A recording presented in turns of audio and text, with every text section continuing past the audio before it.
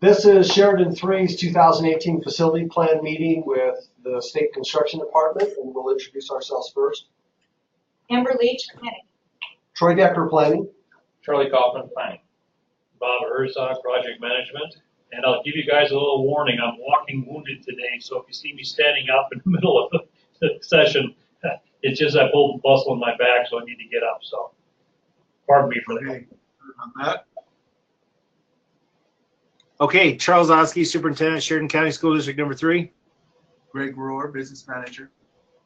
Okay, welcome this morning. Thank you for joining us via video conferencing.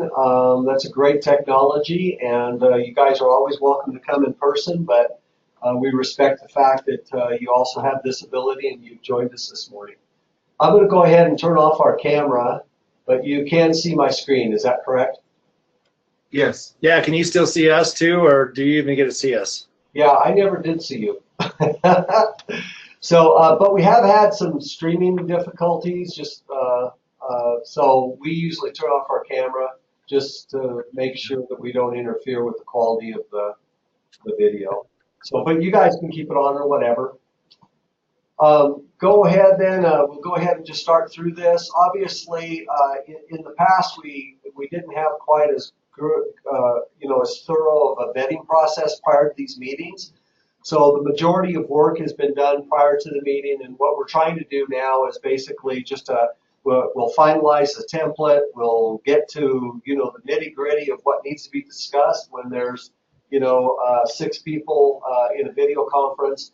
And so don't feel like you got to comment on everything. I'm going to start through, and if you have any comments whatsoever, just enter and start speaking. So one of the things I wanted to do, and I've kind of started changing this just in the last 5 or 6 facility plan meetings, is every once in a while we get requests from legislators and stuff to look at facility plans. So it's always nice to have a visual. So here's Claremont, and I know we were talking about some properties that you own across the railroad track there, and some other properties that looks like are in town as well. So that's good. And then over in Arvada, and those are basically your two main places for your schools.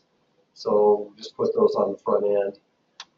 Tracks and deeds, this is not checked, but district you have reviewed, and the acreages look good to you now after working with Charlie. It does. I went through it this morning, and it looks great. Okay. We were able to go through and verify and fix a few things that were missing and clarify some items on property that you do own. So one of the properties that we hadn't been showing on there was the one for your bus barn and your maintenance shop. I know that one, you still have it, but we had to go fix some acreage on it and make sure everything looked right. Okay. So what did you have to fix as far as acreage goes? An increase, decrease? It was a decrease. So it basically, when you guys sold the old elementary school to the town, it got captured in our system, but it never was captured that you still owned the pieces where your bus barn and maintenance shops are at. It didn't reflect that. So they just said that you disposed the whole tract, when in truth that wasn't true. So you actually, this .29 is added? No, that is what they own right now. Okay, and what was it before? Before it was like 3 or 4 acres. Okay, got it. Yeah, so they where sold the school that, was they sitting. retained the .29, Correct. and that's at the assessor's office, the actual Yes. ownership. Yes. Okay. I wanted to make sure we got that put on there for you.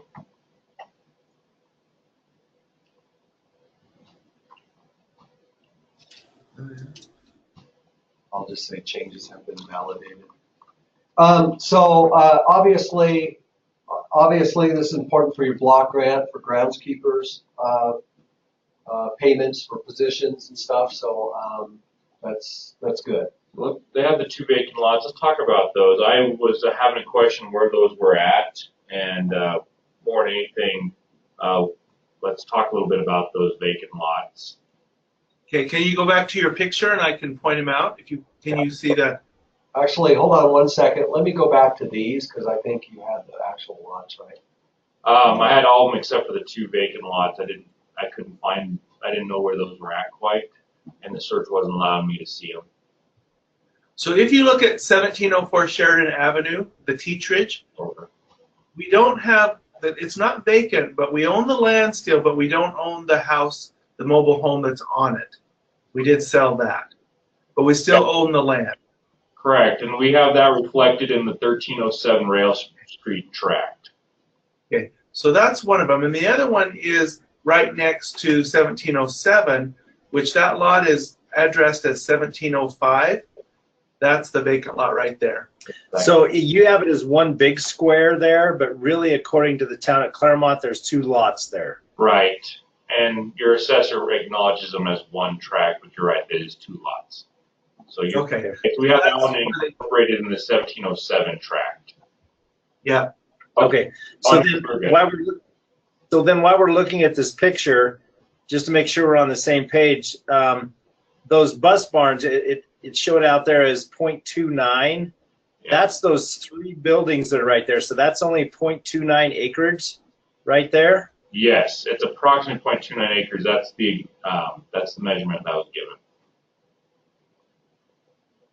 And then that 1603 is included in that too. That long lot that's in our acreage piece also. Let me look real quick on that one. Can you scroll down to the tract real quick? I'll make sure I have that one incorporated. So yeah, actually that one's its own tract. Yeah. So we do have it. Which one is it? The last one, 08. 1603, yeah.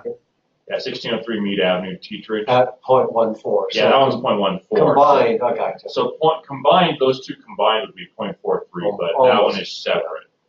Yep. So we do have them accounted for. Okay. All right. I think we should. Thank you. Now. Okay, All right, I needed to make sure I had the right lots, and we do. Yeah. I'm happy for that. okay, good. Property profiles then, they've been reviewed. These are important because we share allowable these are gross square footages, but we determine allowable square footage per property. Your ADM comes over from WDE to us, and then we calculate major maintenance based on allowable square footage. And then these property names and configurations and addresses and locations all go over to WDE as they're looking at block grant, figuring out what you guys get for block grant payments. So that's good. With regard, I know this is kind of small, but leases.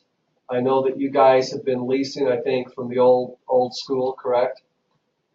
Parts of it, yes. Yeah. So those are still acknowledged. And so that's good. You do not have any enhancements. So we're good there. District appropriations. So it looks like you got a planning study for a new building facility. I think you guys pretty well have this solidified, correct? Yeah, we never did do the new study. We never did do the new study for the bus facility. Okay. So it's all gone, done. Got it. And then 27 Claremont Arvada boiler conversion. That's to remain open. Was that emergency funds? It was. Okay. And hopefully we wrap that up because part of what came out of that is the HVAC. We're undigging all the skeletons that were involved in that process. The state fire marshal has got a report. Unless you guys have seen it, I haven't seen the official report yet, but on whether we were going to attempt to try to put sprinklers in, but it looks like we're going to have to just fix the holes in the wall with some of those things, but that's why that project isn't really wrapped up yet. No problem. Bob, you've been involved in that to a certain extent, for sure. Okay. All right, so we'll keep that one open. Oh, you got that? I'll do it. Okay. So can I go back to the previous slide where you guys were in and just look at that again real quick? I have a question about the one prior to that on our buildings. Are you talking leases? Or Yeah, go back another one. Sorry. Right before leases. Right before leases. property profiles? Yes. Okay? So when we look at the property profiles, I see in there we have the storage building in Arvada. Now, there are other storage buildings that are not on here. Are those things we should be adding or subtracting, or should we subtract the one in Arvada if we don't have the other ones in there? So I guess that's kind of a question I have that kind of came real quick here as we were scanning through that. Let's look real quick. So which buildings, storage buildings are we missing in Arvada? No, you have one in Arvada, Okay. but we don't. But on that list, you don't have the ones that are in Claremont. Oh, okay, gotcha. Now I'm sorry, I'm with you now. All right. Yeah, let's talk about those a little bit, and where are the location of those at this point? Okay, so we have a storage building on the playground where all the playground equipment and stuff goes. So you'll notice there along the ditch bank, you'll see that big concrete pad where the playing is. There, right there where your arrow is. There's a little storage unit there. Let me go in here. This will be easier for us. Oh, so right there, Right there. that little. Okay, so no, that one is not in our records. Let me go. So that's a storage building. Okay, so what we need to do, I'll send you a name update form. But what needs to happen is we'll need to add those properties to the. Okay. And there's a storage building on the back side of the for maintenance. There's one on the back side over by the kitchen. You'll see it along that fence line there. Right there? That one. There's those two Yeah, along the that's it. tracks. That right there. These two? Okay, and then you'll see those two gray roofs at the end of the tennis courts there. That's our track storage units Yeah, that aren't on there. these are all important to be in our database, so thank you for pointing those out. And I apologize we didn't do this in the pre-meeting, but it just kind of kicked out real quick when I seen the one in Arvada. And then we have those individual ones on those on the teacherages too. So there's some storage units that I think we need to add to the list. Yeah, Right. teacherages we will not add. Well, I mean, Okay. some recent that Well, we don't pay major maintenance. We don't pay major maintenance on them, but we could. Well, we probably should have them just in case. We do record teachers. We should keep the storage. They should be recorded as teacherage. Storage, correct. Okay, okay, we'll do that as well. So you're talking over here, let's Hold see. on, I'm just marking these ones on the map real quick. Now, these properties over here are either of these teacherages? Or is this? They are. So that's a storage building. That is? Yes. And that's the storage building. Keep going up right next to those two cars. And then you have a garage that's there on that facility or on that teacherage. Okay, You see that? Yep. And then you'll see the house there on the corner. There's a storage shed. There's actually two storage sheds located there. this one here. Yeah. And That there, the storage shed right behind it. two storage right here. That one, and then there's, yep, both of those. Yeah, Right. that's right. And those ones are on your asset list with the county assessor, so I need to get those recorded. Okay, So- Anyway, so if we need, what we'll do is just let us know how we need to do that, and we'll have Jay get that information filled out so that we can get that submitted to you. All right. So what I will do is I need to send you a name update form. You will fill out one for each of those buildings, and it doesn't have to be any. I'll give you an example one when I send it to you how to fill them out, and we will work on getting those in there. So the teacherages. You're cutting out. We can't hear you. Sorry. Hold on. We're gonna pull up the control panel. See what's going on. well, or we don't have the video on, so it's just is what it is. Let's try that again. So what I'm saying is I can send you that form, the AIM update form, and what we'll do is we will work through it with you and get them added to the system. But I've got to track down all your storages real quick.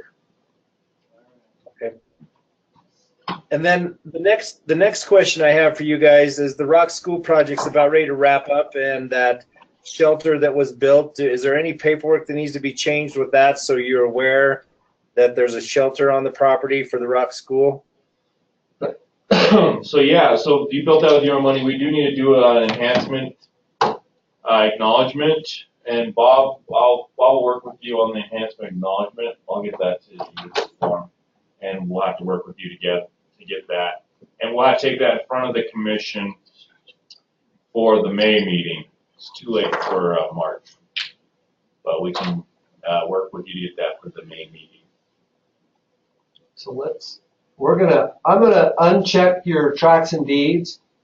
Okay, and so, I mean, what's there is accurate, but we need to basically, change, we basically need to, I'm gonna change this and just say, I'll just say multiple storage. Are they storage / garage units? Or is it just one garage? Just one garage. One garage. The rest are just sheds. Or we could say storage sheds, and one garage need to be added to district's property profiles. Yeah, and you guys do get a certain amount of money for ancillary buildings. I don't know what impact this will have, but it will probably have an impact, so it's important for you guys to have that in there. It does have some impact, so it'll impact some of the stuff. Okay. So that'll be good, and like he said, each of those just needs its own separate form submitted, and we'll add those as property profiles. That's good. So back down, did I write that on wrong? I wrote that on wrong. Yeah. So I need to put that down here.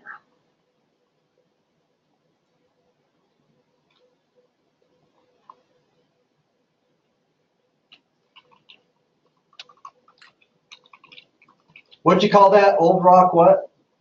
Schoolhouse. The Rock School, yeah. I mean, you're putting something up. What did you call it? A shelter? We put up a picnic shelter, a steel one. And we're putting a memorial sign up this spring to complete that project. Okay. Okay. Yeah, that's an enhancement, so. And just so we're all on the same page, I don't know if you need to record it, but a majority of this project was donated by the community and funds for it. So Yep. There's probably about $40,000 into this project, and the district is going to have about 15 in it.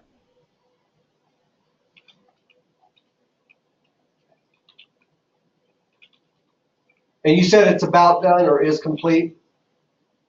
The shelter and the picnic tables are complete. That we just ordered the sign, the memorial sign, and that's when it thaws out around here this spring. We're going to put it up and do a dedication.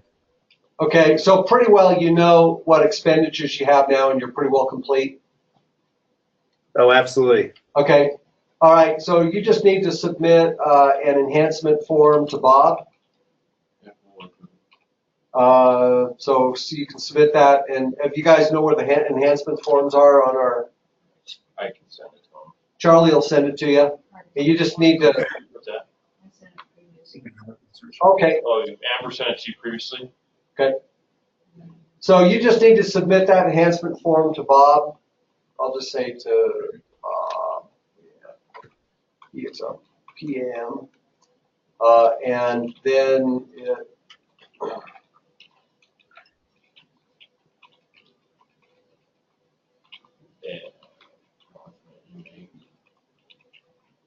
Okay, so just do that as soon as you can. We'd appreciate that.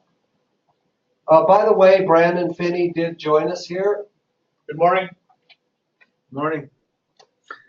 So I mean, you guys live a long ways away. If we ever do a dedication, do you guys want to come up to that dedication?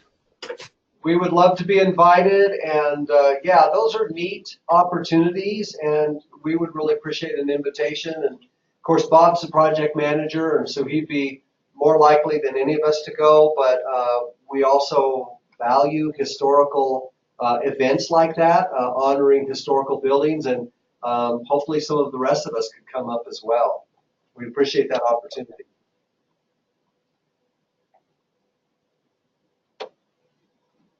And I think it makes it special for you guys as well when state representatives show up and show that we care about the history of your schools.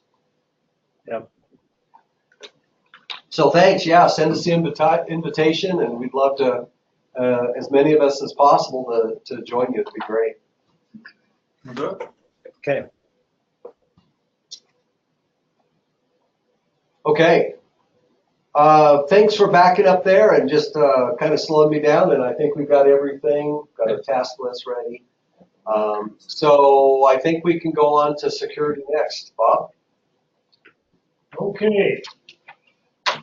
So looking at the latest printout they did this morning, we've got several projects here that are still open that we can talk about, seeing if you're going to be spending the money. So we got Arvada Elementary School. We still have some funds available on that. The new K6, let's see, this one is for Arvada for visitor management. We've got some money available there for the two-way communications. So we've got several projects here. I'm just pulling down through the list. We've got about 12 projects here that we haven't expended yet. That's something that we can have a conversation about. But towards that end, what I wanted to do is the legislature has been after us to make sure that the districts are aware of the money that was allocated to them and find ways if we can have projects in your district to go forward. So just looking at that, I just want to run down these items that have been passed on to us. The original funding was done in the 2014 House and Hold Act, and that was a total of $9 million. The funding of the projects was defined in the 2015 Senate Enrolled Act, and towards that end, in October of 2014, security standards for Wyoming K-12 schools were developed and released. January 20 to June 2015, we had the assessments done. When we had FEA come up and take a look at your buildings, they came up with a list of projects that were identified as action items. In July of 2015, there was 1,500 plus security projects created in AIM, and that was part of that list that I was talking about here just a few minutes ago. The assessments were released in 2015, August of 2015. In September, our security guide was released, which is on our website. The most effective elements to provide school security to a common level are funded for hard costs only. The funded securities, we had 8 of those, and I can run down through those. Those are actually on the screen right now. But the additional major maintenance funding was established in House Enrolled Act 0012, and that basically states the school district may extend up to 10% of the amount distributed under the major maintenance program for the period commencing July 2016 and ending July 1st, 2018 for safety and security, building and facility needs. There were concerns raised by the legislature that sufficient soft costs in addition to the hard costs provided by these acts may exceed individual district ability to fund can be taken from that major maintenance 10% of the 27 to 2018 major maintenance funding. So that's one of the things that we want to talk about is that these funds are still available and there really is not a sunset for using them, but it's something we probably should sit down together, go look at these projects and see what we can do to move forward with some solutions for you guys.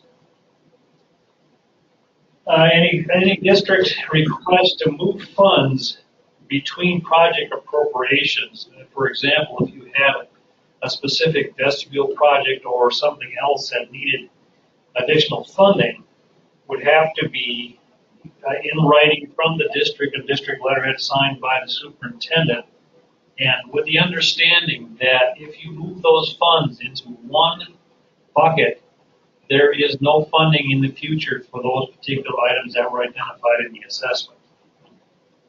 And we will honor any change agreements made by the SFD that were captured in any written record prior to these other projects moving forward.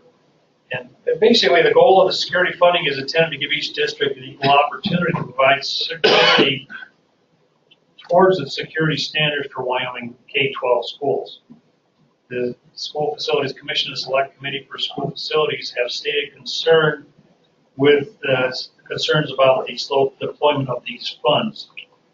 So for the 2017 supplemental budget session of the legislature, we proposed an additional $17.9 million for the next two priorities of security funds, which was declined by the legislature in part due to the slow deployment of our current 2014-2015 funds. So we are encouraging all the districts to have all these funds that are currently appropriated and fully encumbered on behalf of the school districts so SFD can make future requests for additional security funding. So with that, I would welcome an opportunity to come and sit down with you guys and take a look at what these projects are and what we can do to help get some of these things in place at the district facilities. So give me a call on that, and we can do that. Okay, so kind of our focus is, I know this money's need to be spent, but it kind of reflects those district notes there. Working with our local sheriff's department that comes down occasionally and kind of talking about what we could do. We want to focus all of our $18,000, which means combining those budgets for everywhere, including our Veda, is getting two-way locks in all of our classrooms. And that's going to be a majority of our focus with our funds. We have a camera system, we have locked doors, so we got some things that are in place, but it's our focus came down to what we're doing internally if they were to get through the doors, and our plan is to try to use that money to put the two-way locks on all the doors, because we have some doors that go between classrooms that don't lock. So that's the focus for what we'd like to spend our money on. Okay. Well, let's talk about that a little bit outside of this meeting, and we'll see what we can get set up for you. Okay. Was there a specific memo or anything from your local law enforcement that I could get a copy of? That would be very helpful in this process. No, I can ask him for him. It's just conversations that we've been having. You talk about different ways of blocking the door. You talk about the different. Trying to think of the process where the Alice trainings that we've had, and blocking all the doors and throwing desks there, and how you exit windows, and that we've just kind of moved away from that, because if we block ourselves in the room and somehow they need to get out of the room, they can't escape because our windows don't allow us to escape out of the windows. So through this process, it's just been kind of a trial and error and research. But if you need something from the sheriff's department, we can look at getting that. Yeah, if you have that available, that would be great. But like I said, I'll be very happy to come or do it on the phone, whichever way you'd like to do it, to see what we can get set up for you and get it moving forward. Okay, thank you. Thank you.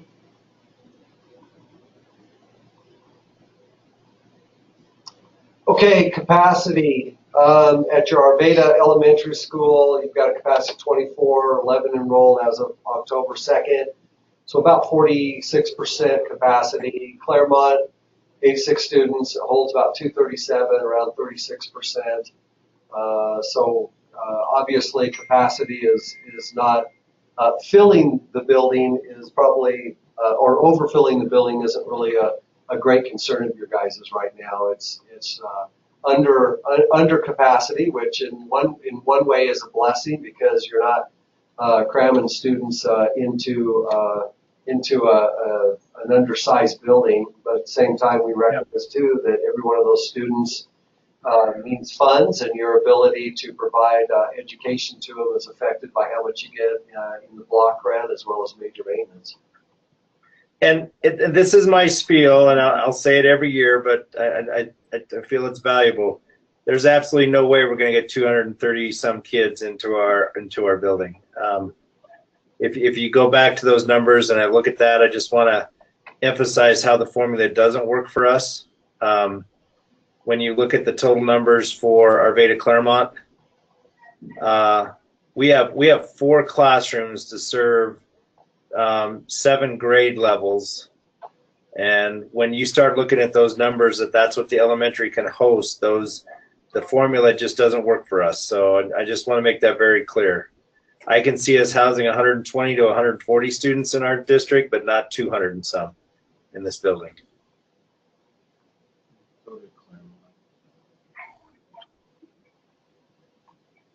Does it have any of those buildings like together? the other ones, Charlie?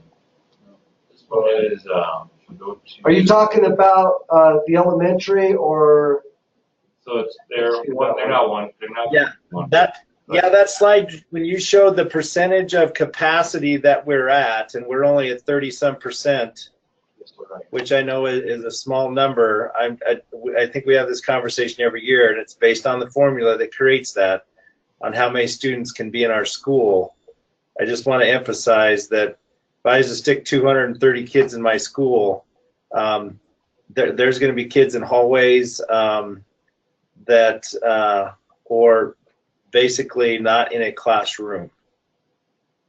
So this building drives 66, right? So this is the elementary school wing. So the elementary school wing, you're right, there's 4 classrooms in there. It drives 66 for those 4 classrooms. So here, can you scoot over a little bit, Brandon? There you go, you're right. So your biggest classroom you have in that elementary school would hold 18 students. Yep. Other ones hold 15, 17, and 16. So nothing too big there. That's the elementary school wing. So I don't think that's your argument, though. I think am I understanding? I mean, these numbers are reasonable for your space because all they are is either 40 square feet or 50 square feet divided into your rooms. So you're not arguing that these numbers are inaccurate. What you're saying is that because you have multiple, do you have combined classes, or tell us like these classes here, are you saying they can't hold 18, 15, 17, 16, or are you saying because of curricular, you're delivering curriculum to the students and the number of teachers you have, you're saying you need more spaces that are separate from one another, and it's not so much the size of the space as much as the number of spaces? Am I understanding that correct? Yeah. So like example, our K2-1 room, you go in there and you start talking about different learning modules that have to be set up among a classroom when you have 10 to 12 kids, and with what you need to do within that to meet the instructional needs of all those kids, the literacy, you have to have reading stations. We're already taking kids out of those classes to go to groups, so there's not enough room clear down to our library, or setting it up in the multi-purpose room. So when you say there's plenty of space for kids, absolutely. But when you talk about putting all the components into a K1-2 room with the different literacy things, I disagree. I have a classroom next to it that we go into, but because I don't have a foreign language classroom, that room also serves as a high school foreign language classroom where we teach classes there. So when we start looking at actual spaces, my 5th and 6th grade already has 16 kids in it, and it houses it does just fine. So, but you go over to the 3rd and 4th, it could probably house the same. But in reality, if I was to go back to that original thing that we're only at 38% of our capacity in our building, I would have to I'm disagreeing with you. When you add all the educational opportunities that we have to provide, or provide the instruction based on literacy groups, stations, and things of that, the formula, that's not a true statement. That slide you just had up where it says 36.2% of capacity, I just have to disagree with that. So we're probably 80% of our capacity with what we have to do to meet the needs of the kids. So I don't disagree that we can shove 16 kids into a classroom, based on square footage. But in a small school district, you know, unless we have another space to go do our reading modules or our math modules or do our interventions, which it's about, and I know that's not in your guys' world, but we're held accountable for interventions. So you can't do an intervention or single out kids and do one-on-one instruction in the same classroom with 14 or 15 other kids. You have to have a place to go. So those are just the things that I'm just mentioning. I know we talk about this every year, but that formula just doesn't really, when I'm talking with legislators and they go, what the heck are you complaining about, Charles? You're only at 36% of your total capacity of the school. I want to say, come down and see our school, where we don't have 76% of our space that's not being used in the educational classrooms. And that's because of the way the education's delivered. Delivered, yep. Got it. Right? Is that right, Charles? Absolutely, the way it has to be delivered, not as a, I mean, if we're going to do education correct, but do you see how that number impacts me when I'm trying to say that we're doing good things and they say, hey, you're only at 76% of your, or 36% of your capacity, you guys need to consolidate with Sheridan 1 and Sheridan 2. I mean, the superintendents up there are smart enough to know that just because consolidating, they're not going to save money. We still have to provide the same basket of goods. And my frustration to you guys is that 36%, when legislators look at that, get a false impression of what we actually do here in Claremont. Yeah, I think that well, when these numbers come out, they are simply taking square footage divided by a student per square footage, and those produce a number. And so now on your side, and so I fully agree with you. We have never, obviously, we have never told districts how to educate their children. That's always their responsibility and their authority. And you're right, this is purely a square footage calculation that shows if you were to fill up to a certain point, you know, how many students at 50 square feet or 40 square feet could fit in a classroom. And so there has always been that the difference between how you educate. And, you know, I hear your argument, and it kind of brings me back to, you know, it'd be interesting to me to see, and I have no idea how like Sheridan 3 compares on scores compared to like Laramie 1 that has classrooms of 25 students, give or take, anywhere from I don't know what their average classroom, but they literally they choose to put in some classrooms up to 25 students. So they're probably in a building that's such as yours, they would literally be as the maximum, what ours would say here, and maximum, they probably have that many students and are educating students with the unique challenges of limited space and stuff like that. So yeah, and we definitely don't want, and we appreciate you representing when you talk to legislators and stuff, never crossing the two. This is purely looking at square footage and how many students can fit in the classroom. You are looking at, you've got those spaces, but you are also, obviously, you're in the business of education. And so those two are not, this to represent how effective you are in how you deliver education. I hope you're not, I would fully agree with you. This is not to represent how you're delivering education. It's simply a square foot calculation based on research done across the nation, actually, and we're certainly not. I think we're right where other states are. A lot of other states on average for calculations, but yeah, I think what you're saying is I could use 2, 3, 4 more classrooms to optimize my delivery of education.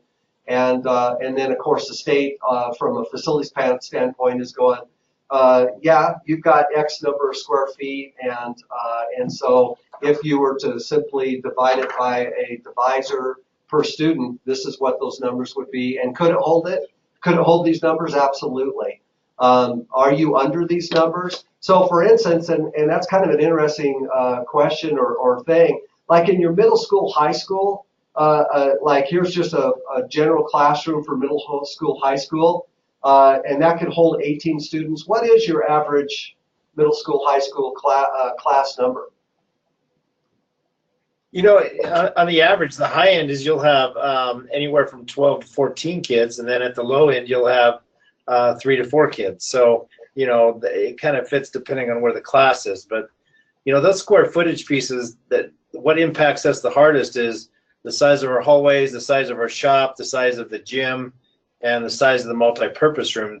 You know, you start throwing those square footages in there. And I guess just my big struggle, and it's more philosophy I'm talking now, so I apologize, but let's go back to the 5th and 6th grade room.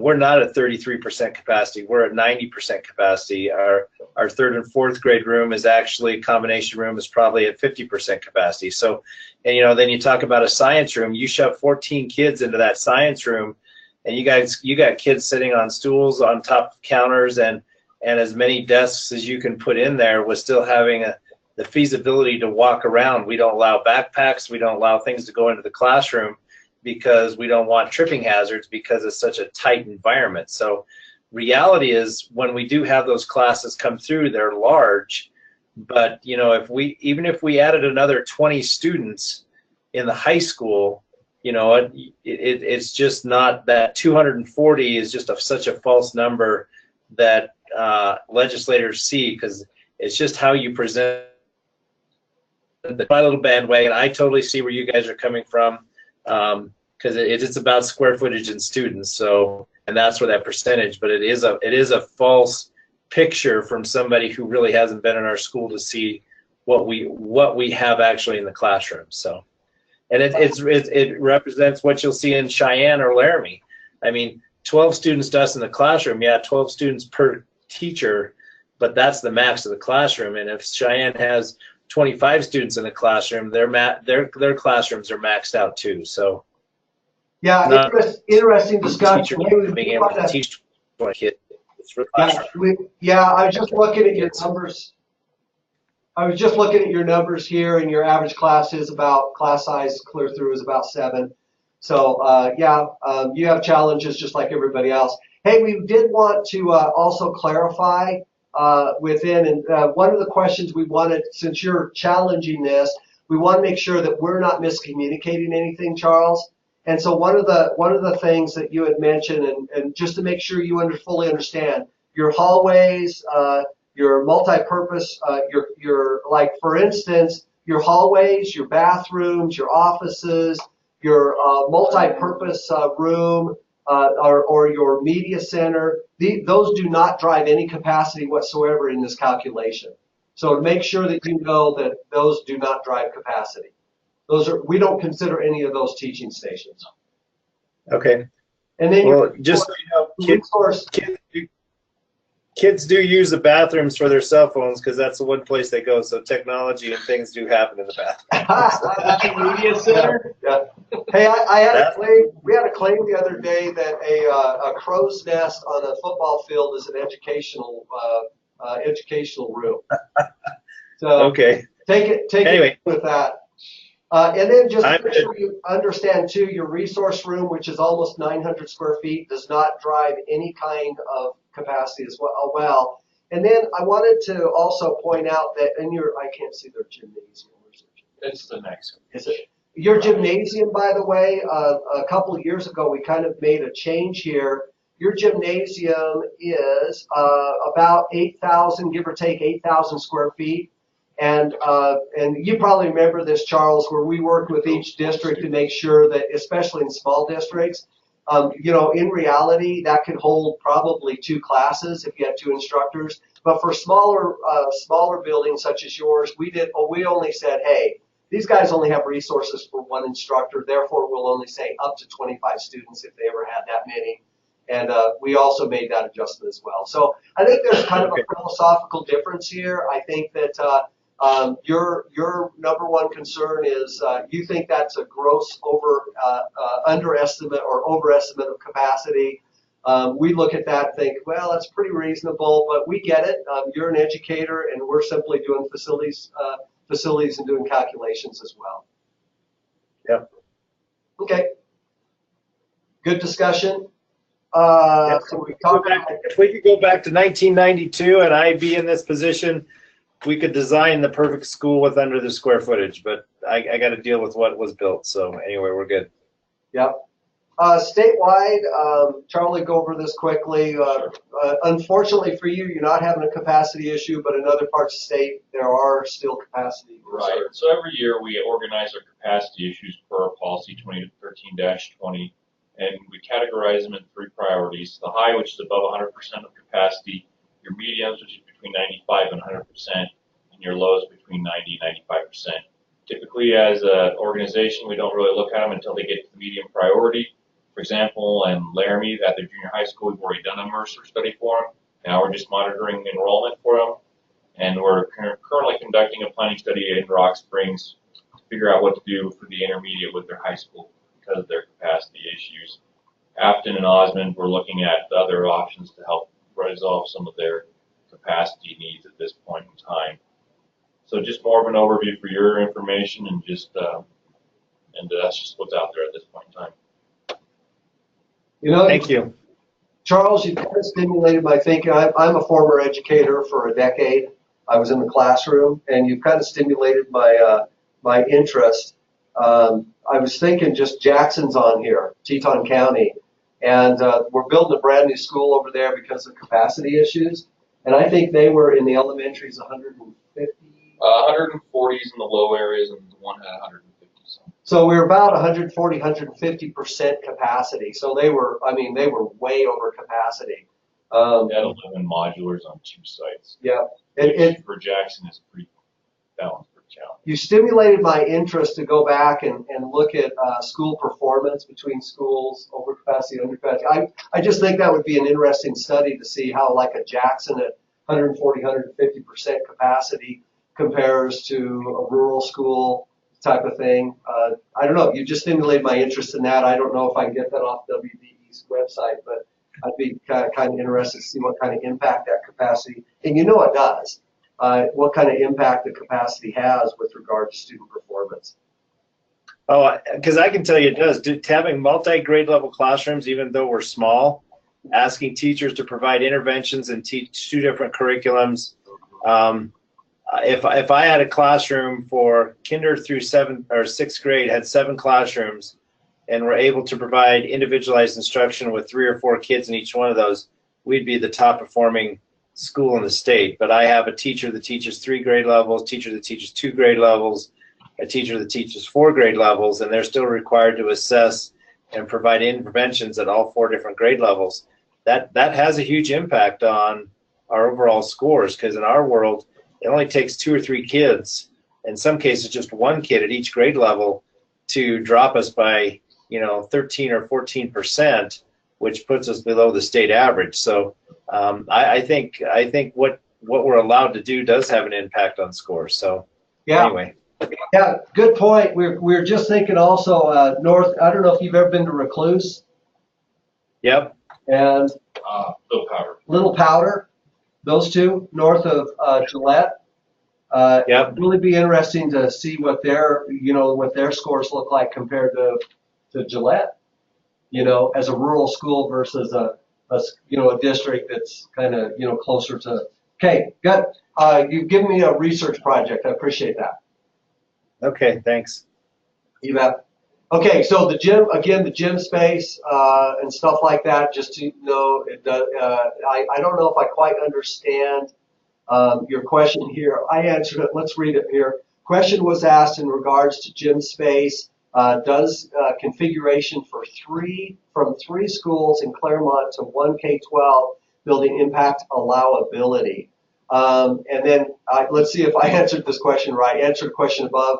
ADM is what drives allowable square feet, not configuration.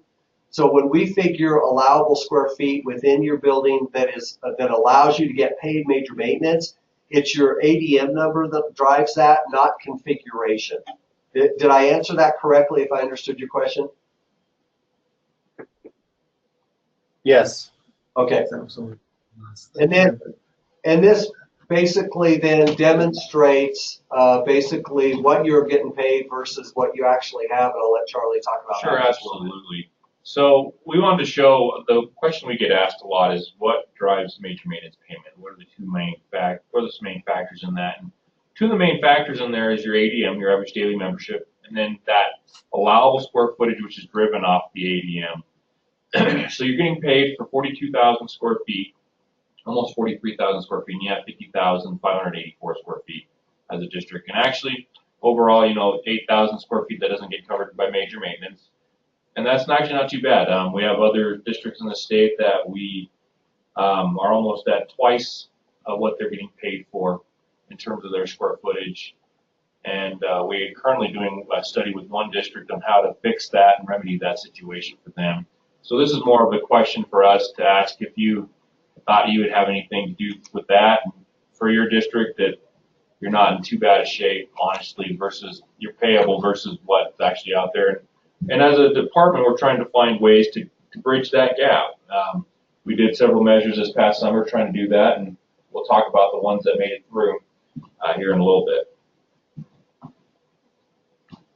So yeah, Jordan, I was kind of appreciative of the governor's State of the State address. I don't know if you guys listened to that this week. I didn't.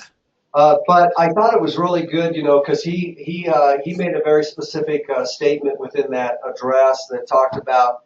He goes, I really feel like we need to increase major maintenance to take care of the buildings, and so those are neat. It's neat to hear your legislators and your governor, support. And right now, and Brandon will be talking about that in just a minute on major maintenance that we anticipate it being increased in the future. Yeah.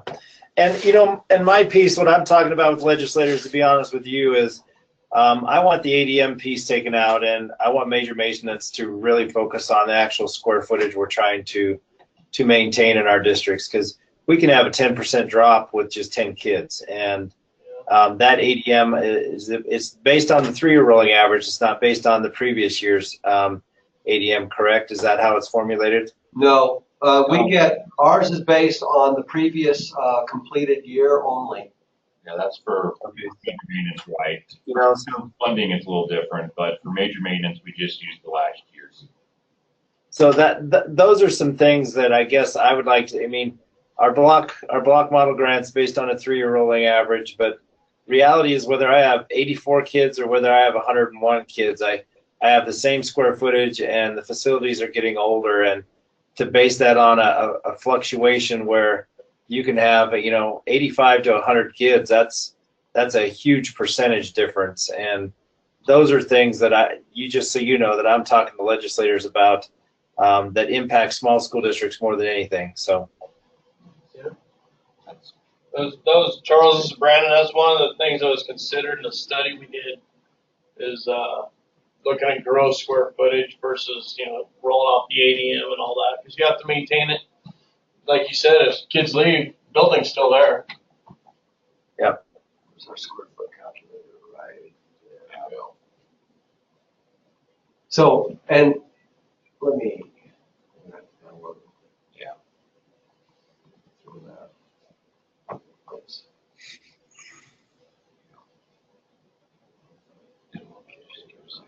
There you go, bottom.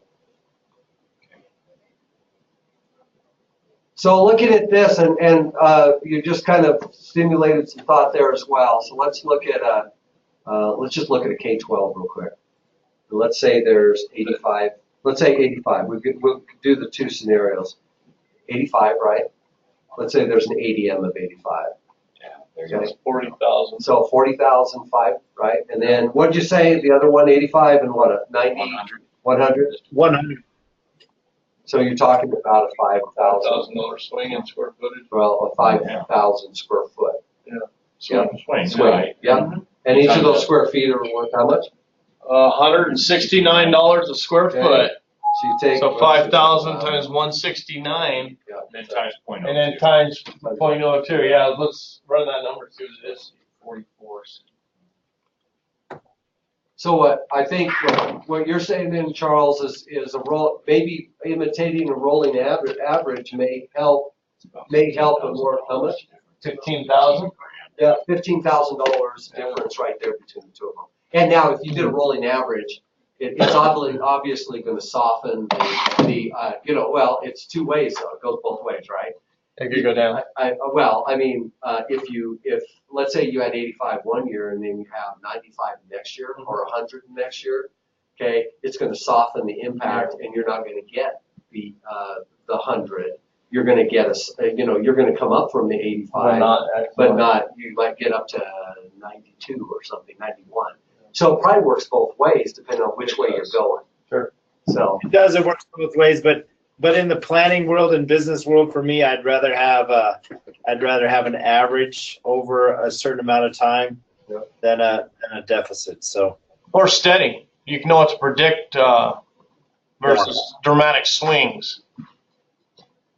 okay, looking at charter schools, no charter school, no alternative education program or school. Let's look at condition. Obviously, you guys are taking care of your routine or preventive maintenance every day of your school existence. As needs increase, you know that we provide major maintenance as you get into the life cycle as the building ages. And then obviously at a certain point, you replace buildings, just like a car. So that's just a concept. And I know that sounds really simple, but we have new personnel coming into districts all the time. And this is just kind of basic reminding people you got to take care of what you have because it has an effect on the longevity of the building and the quality of education that can take place within it. And so we just always want to provide some kind of visual. Condition scores, the higher the condition score, we call it a facility condition index number. The higher that number is, the more deferred maintenance there is on a building. And so this is a statewide list. This is just page 1. We've got about 450 educational buildings across the state. This only represents 50, 60 of them. But anything from a 0.4 and above this year actually has some kind of recommended funding of some type going through to resolve the higher needs of those buildings that are at the top of the list, which means they have the worst condition. On your particular buildings, you can see that the buildings are actually in really good shape. So obviously about every 4 years we assess buildings, see how we're doing, how you guys are doing, are we losing ground? And the fact is, based on our last year's report, after $3.3 billion in investments in facilities in the state of Wyoming, we're actually not keeping up with deferred maintenance. So the question is, how do you do that, and where is your emphasis? Is your emphasis on capitalization of new buildings to replace others, or as a state is your emphasis asset preservation and taking care of what you do have to the best of your ability within the means you have to pay for it? That's obviously a continuing argument or discussion at the legislative level. Did you guys see the latest bill? We'll talk about that today. It just came out yesterday or day before. We'll be talking about that, but it's an eye opener. It's interesting. So anyway, we do appreciate you guys, your buildings, and we do need to add a new bus barn. Oh yeah. So we're going to be working on that, right? So is the bus barn, that one that replaced, is that one complete? it will be in 2 weeks. We're going to be done. You've been working on that one for a while, haven't you? Right, Yes. it's got to be done. Well, what we need to do is we need to resurrect that profile and put all the new information in there. It's on the existing site that the old one was. Yes. Okay, So you'd good. at least update the date. Well, I mean, we We'll need to read, we'll need to put another, well, same thing, AIM update form, and they need to put in the new information on that new bus barn. Was that in Major? Yes. Well, make it on there. If it isn't, we Need to add that one. Yeah. It's fine. I think we're going to add this to for measurements, and I know this sounds really crazy that we actually assess a new building, but the reason we do this because the legislature, the state needs to know what kind of assets it has, how many square feet, what the materials are, and what's the actual replacement value of that building. It helps them understand their obligations, and so we're going to add that and get it measured, and then assessment team out there to look at the quantities and types of materials and put a value to it. So you can expect that sometime in the future here. The next time we're going to deploy assessors is probably this fall, towards probably September, like August, fall.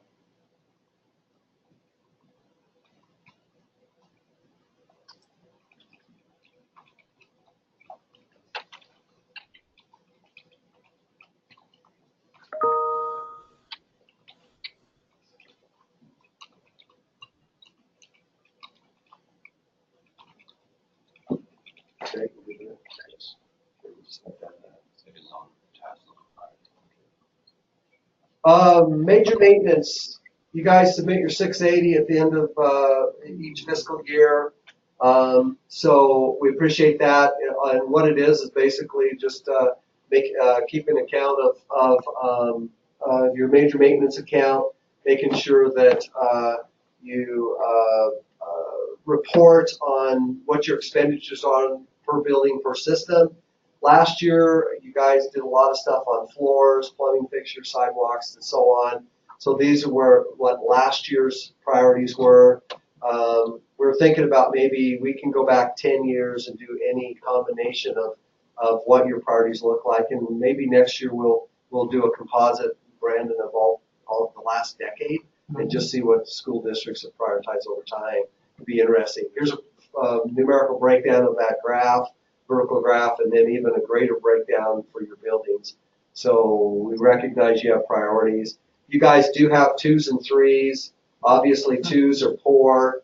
These are individual system scores. I know you've gone through this and know that. 3s are fair. And so we're always looking at these. You guys know that we do have component funding, and especially for a small district like you, as you go through, using your major maintenance funds to especially projects that are nearing the $100,000 mark or even above 50,000 or 40,000. You can actually use your major maintenance funds to kind of scope those out and then request component level projects.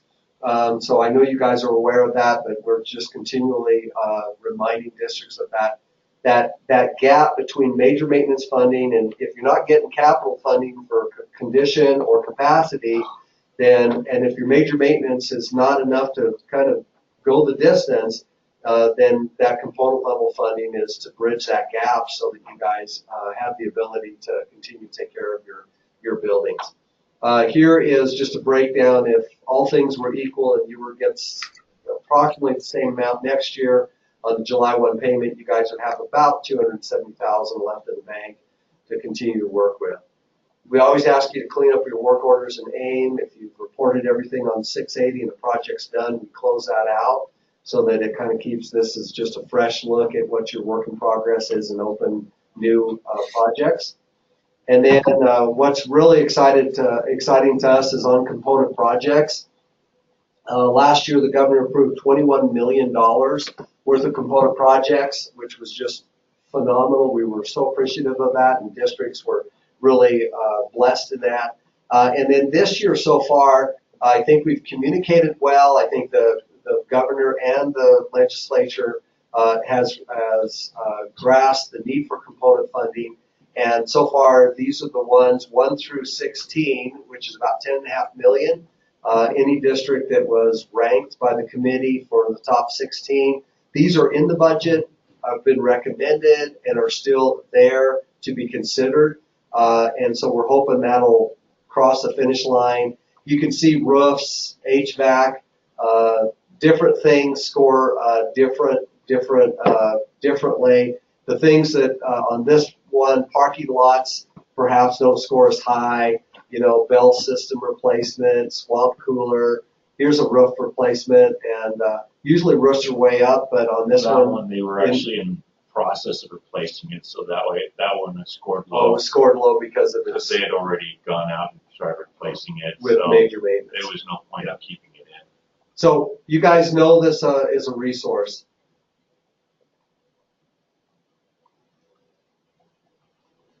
And then you just said basically you're continuing with your sprinkler project, fire alarm system, stuff like that. Just out of curiosity, how do you guys, we've been asking this of each district, and it's just an FYI for us. How do you guys prioritize your major maintenance projects? And does it go through some kind of a stakeholder committee or go through your board, school board each year to be approved? Just talk about your major maintenance prioritization a little bit. A lot of that started with an evaluation we did of our district. We hired a firm to come in and evaluate what needed to be done, and we put those priorities, and the board approved that. And then we talk about these projects. So we started having this conversation, and those will go through the board.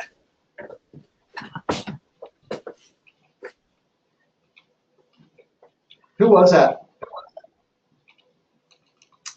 It was Dale Buckingham Architects that did it, but now they've changed their names. Oh yeah, that's right. Did he retire, Dale? No, they just took on another partner and changed their company name. Kelly something? Kelly? Yeah. Yeah. Kelly, was CTA? Christine Kelly? Kelly?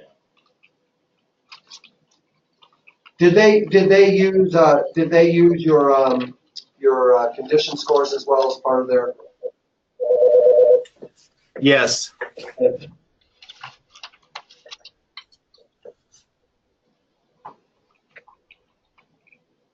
All right. So let's talk about the legislative session just a little bit. You guys do still have about 194,000, 195,000 in the bill that is moving through the legislature for your athletic field / track. So that's kind of a neat thing to see capital funds going toward that. We're hoping that also gets across the finish line, and Bob will be working with you to get that kicked off if that survives in the next 30 days. So what does that process look like if that was approved? Well, what'll happen is the legislature will pass the construction bill. The governor, I think, then goes to him. He agrees. After that, the money gets appropriated to us. So come July 1st of 2018, they essentially turn on the money for us. We set that up in our accounting system. So it's probably the second to third week in July, we have all the money.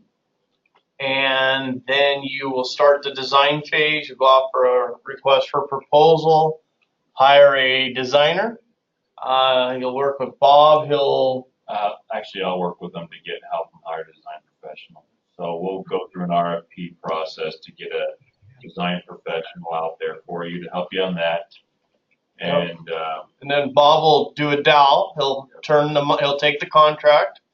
He'll get to do a dowel, turn on the money, and you start working with a design professional to do the design. Then you'll bid it out. Bob will get the design contract. He'll do another dowel, authorize those funds for the construction phase, and you start doing the track. Gotcha. All right. Thank you. Yeah. So the main thing is wait till it gets appropriated, and then if it does, start through the process. So it'll be fun. We like to review what kind of bills are going through that affect facilities, so Brandon will lead us in this. Yeah, so Charles, you said you're speaking to your legislators. This is one way to put a bug in their ear, try to get some more money. We did a study last year, and it was going to essentially double your major maintenance payment. When we went to the select committee in October, we didn't get a lot of district support for it, and it actually died. So the two things that did come out of it was in House Bill 32, and what it did is it took that CRV, which is the percentage that's used off of your building asset value, and then it's going to increase it from 2 to 2.5. Statewide, that would inject $36 million into the major maintenance payment, but that's not till 22-23 biennial. And then also it's the elimination of the 7-year phase-in, which would take effect in July. So if you had a brand new building, you'd start getting major maintenance right away. The thing that was talked about in that study was exactly what you said, and that's getting paid on the gross square footage. Because no matter if you got 80 kids, 20 kids, or 150, You still got to maintain the building, but it didn't survive and was not put into the bill. House Bill 33 is essentially just statute cleanup. It allows the commission and clarifies that the commission can use emergency funding to not only address the building itself, but also the site. And that's where they added the word "and" facility. Facility is site and building. House Bill 63, this could affect your general contractor if your funding for the track gets appropriated. What they're trying to do is really keep the money into Wyoming and keep Wyoming workforce services workers at work.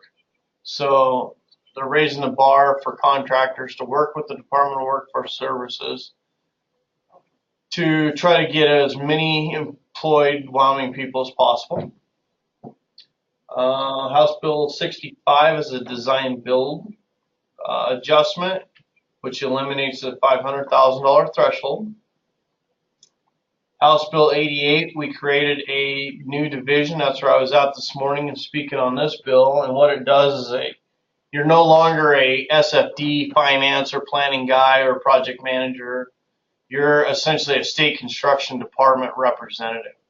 And what that would do is, perhaps, say you're doing a track, and Bob is not the best track guy, but we have another guy that's a track guru. Well, what it does is it allows the director the flexibility to put those key resources onto those projects where they're really good at, and gives us flexibility and creates efficiency instead of working in two different silos. The Senate Joint Resolution 003. This is transferring responsibility of the funding on the state projects. So it would be put out to the voters to vote on it, and we would see what happens there. That's a big one. That's a constitutional amendment. Yeah. The capital construction bill, it's got pushed into the House and the Senate. They're going to run them parallel. And your project is still in there. So as of this morning, I was just down there, and so far so good. So once again, if you got a local guy you're in touch with, just let him know, hey, this project's important to us, which I'm sure you probably already have. If you want to scroll down a little bit. Oh, sure. The next part in the budget is they're very specific. Yeah, the language isn't in there, but Are you talking supplemental? yeah, there it is. So I don't think you guys have any requests, but what we can do is, like, if you have an emergency or a project that was midway in its life cycle, you could come and ask in the supplemental budget for emergencies or any refinement in costs that were known. What do you think, Charles? On your side, do you feel you have anything like that we would want to record and take forward? As far as emergencies or additional funds needed for a project? Mental stability for the superintendent, if that could be something there. But other than that, I think we're good. I can't really think of anything. Yeah, that's covered in the block grant. You could ask for a raise through them, and that will help with that process. I just need a quiet rubber room that's all padded so I can. Well, that might be major maintenance if you already have that component in place. You could thicken the padding. Okay. Okay, hey, wouldn't it be nice if they approved that right there? Yeah. Okay. I think, honestly, guys, I can't think of anything at this point, but Greg and I will talk about it when we're done. Yeah, I don't really see anything from my perspective. The only thing I think we've got to do is just keep an eye on that track project and foster it through the legislative cycle and make sure it gets appropriated. Okay. There's a lot of bigger projects, and you don't want them to just push that to the side, focusing on the other ones. So. Yeah. So I think we're at the end of our facility plan meeting. However, we always like to give you an opportunity. Is there something that you'd like to discuss that hasn't been talked about before we close the meeting?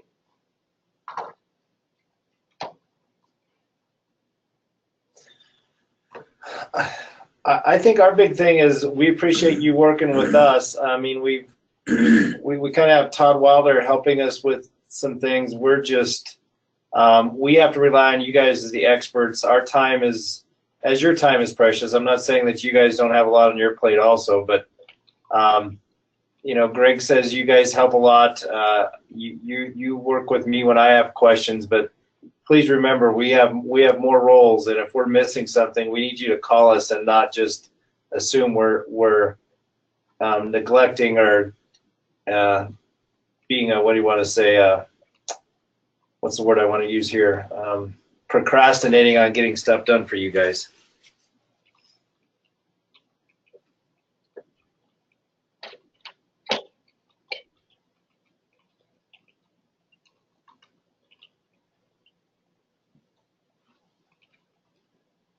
Do you guys follow all the bills that are going through, Charles?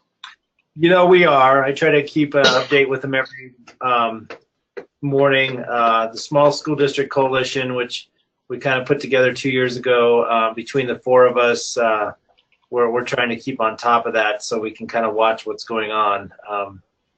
I think, you know, are there any things talking about that you guys have concerns with and maybe we're missing? The insurance bill is probably the biggest thing that I'm talking about for us as far as the block grant goes right now. But are there other bills out there that we need to be supporting as small school districts, or put our jab out there to not to support, I guess? Nothing that I'm not aware of. Does that insurance one affect you guys? I think every 5 years they come and study it or something. How would that impact your district? Yeah, the insurance is going to impact us if that insurance one there, because it just impacts our overall block grant, and you know, the people that don't take insurance that we get insurance for, that makes up for the fact is we get $23,000 for technology in the funding model, but yeah, we spend $120,000 just to keep our servers and the network up to where it needs to be. So that's the whole a thing. big delta. So we have to rob Peter to pay Paul a lot within our block grant to make sure we keep the lights on and keep things running for kids. Gotcha. Boy. You know, I think I think that large districts have their own unique challenges, and I think small districts have their own unique challenges. And Yeah. and it's not necessarily the same challenge. But I guess it all comes back to money. You know. It does. Does a lot of things. Yeah, but there are unique challenges that small districts have that I think that are unique, particularly to their size and availability of the limited funds within their block grant that can be used as a whole for your needs. So you know that much better than we do. Yeah. Okay, staff, anything? No comments. Okay. Nothing at this time. All right, Charlie, we'll definitely work with you. We want to get these buildings put in here. To do a final count of how many exactly in there. We should at least preliminary. You've got plans on the new bus barn, the square footage. Let's make sure we get that square footage in here because it affects your major maintenance payment. So we'll make sure we get all these things in here so that your major maintenance is as accurate as possible. So I think that that's been a good outcome of this meeting today. So I think with that, then we'll go ahead and stop the recording and move on. Thank you so much for joining us. And next time we're up there, hopefully we can stop by and say hi. I know that Bob is much more likely to be able to do that than us, but every once in a while, if we can, we'd like to swing by and tour your buildings and just spend some personal time with you. So just one other question as we go, because this has been a great meeting for me. So Bob, working with you, once I get this bus barn finished, we have to address the fire marshal's issue. So that's a plan that we all need to be thinking about. If we didn't talk about it here today, is sprinkling that other building, which is, you know, probably a $90,000 project. So just as a reminder, that's the other direction we're headed in. I think we're asking for. Hey, Charles, this is Brandon. That's covered. Hold on a second. Let me go grab my budget book. That's House Bill 30. They talk about the change of maintenance.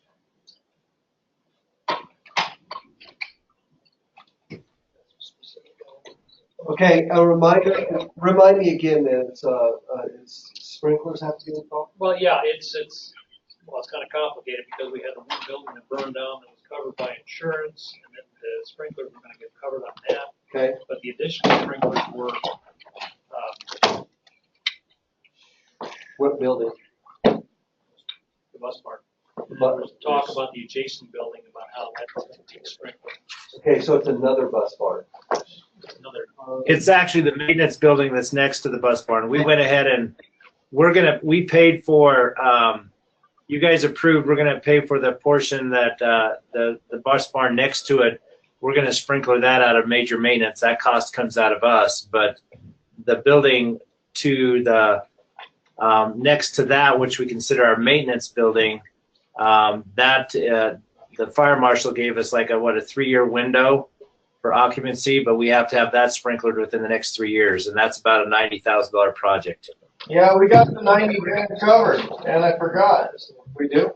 Yeah, did I miss that in the budget? Yeah. So add that to the facility plan. It's gonna be in. Okay, let's You look. Let me find it. So Charles, did you know that's in legislative bills right now? No, I did not, so thanks for bringing me up to speed.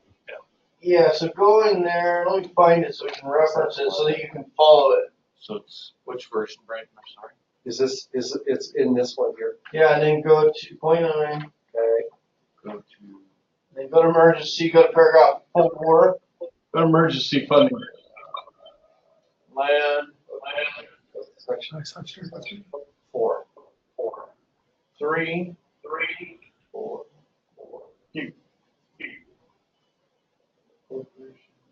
Go back. It's an emergency.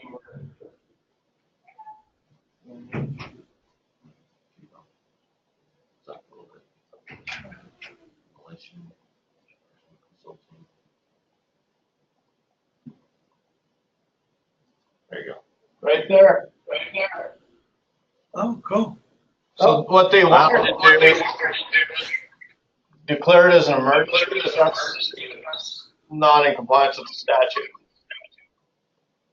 So this is what I told them in the select committee, and they came up with this option. So you get 90 grand. Okay, so if that bill's approved, we have $90,000. Yep, right there. Ready, Bill? Sorry about that, guys. I missed that.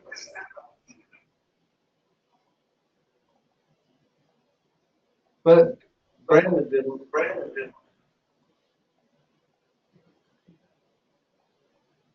All right, so maybe that's a project we can get started this spring then. Okay. Well, it'll have to wait till July 1st. Is it emergency? Yeah, but we can start talking about what that looks like. So. Yeah, you can look at it. But as far as getting expenditures and liability, you have no cash to cover any expenditures.